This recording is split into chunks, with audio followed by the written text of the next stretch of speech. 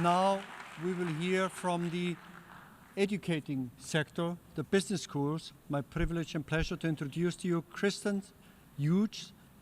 Christensen Hughes is the Dean of the College of Business and Economics, University of Guelph in Canada, if I got that right. If not, please correct.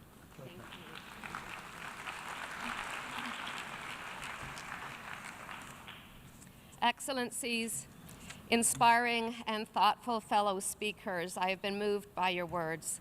Ladies and gentlemen, it is my absolute honor to address you today on behalf of the over 300 participants, academics, students, accrediting body representatives, and corporate leaders who gathered in New York City this week for the 6th Assembly of the Global Compact's Principles for Responsible Management Education, also known as PRME or PRIME.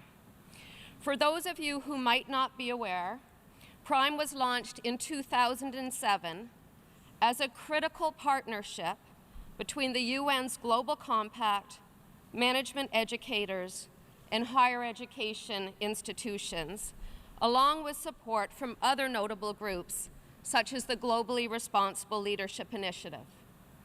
Over the past 8 years, much has been achieved and is impressively highlighted in the outcomes declaration that the PRIME Secretariat had produced by the end of our conference yesterday. So a shout out to Jonas Hardal and his team for that.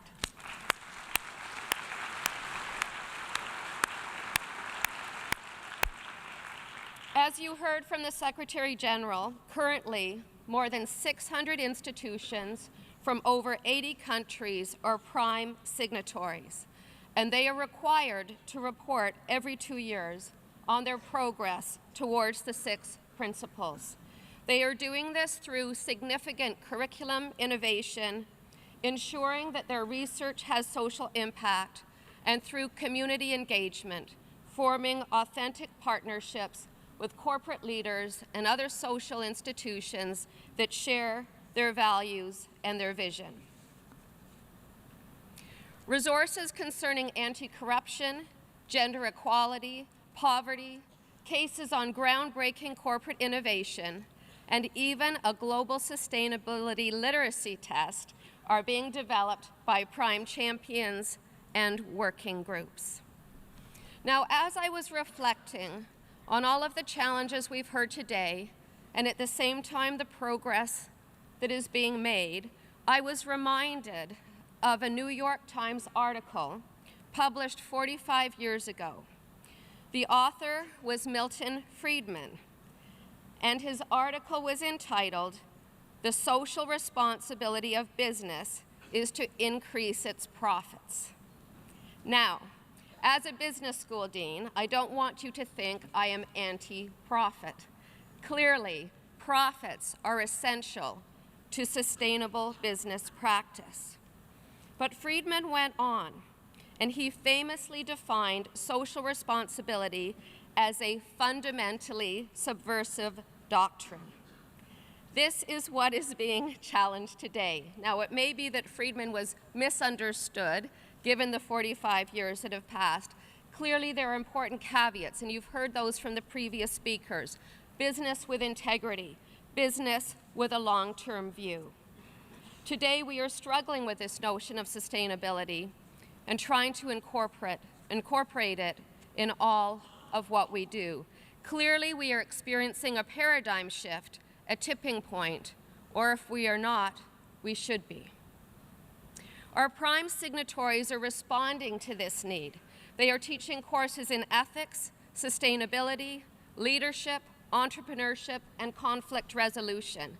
But it is not just what is being taught that is being transformed, but how we teach and where that learning occurs. We are designing our classrooms to facilitate collaborative problem solving.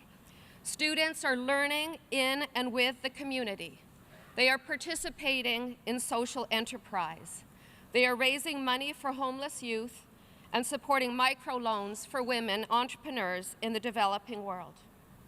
Companies and individuals are supporting the efforts of their business school partners through providing guest lectures, mentoring our students, participating in live case studies, co-op placements. While these examples should be considered noteworthy achievements, we fully recognize that we have a long way to go for responsible management education to become mainstream within the Academy. Thus, at the close of our conference, we agreed to deepen our commitment to the UN's development goals individually and collectively. But we can't do it alone. We need your help. To senior university leaders and government officials, we need you to support the innovation that is underway. Help us champion new models of collaboration and interdisciplinarity within the Academy. We need to break down disciplinary silos in profound ways. And also help us challenge international business school rankings that place undue emphasis on the salary increases of our graduates. To our sister institutions within the Global Compact, we ask that you enhance your partnerships with prime signatories and help us send a clear message to the Academy that the knowledge and skills you require of university graduates have profoundly changed. Let us work together on defining those outcomes and achieving their end. To our faculty, continue to innovate and collaborate. We need prime embedded across the curriculum. To our students, choose your courses and your institutions wisely. Vote with your feet. Complete your course evaluations. Let your voices be heard. To my fellow deans, let us create the cultures, the communities, and the aligned systems in which all of this might thrive. Ladies and gentlemen, on behalf of the Prime Initiative, I look forward to working with you as we accomplish all of this in the years ahead. Together, we must produce the sustainable leaders that the world so badly needs. Thank you.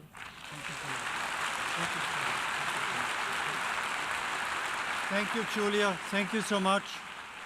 In 10 years, the Global Compact will no longer be needed because all business leaders will have it in their DNA. Thank you for that, Julia.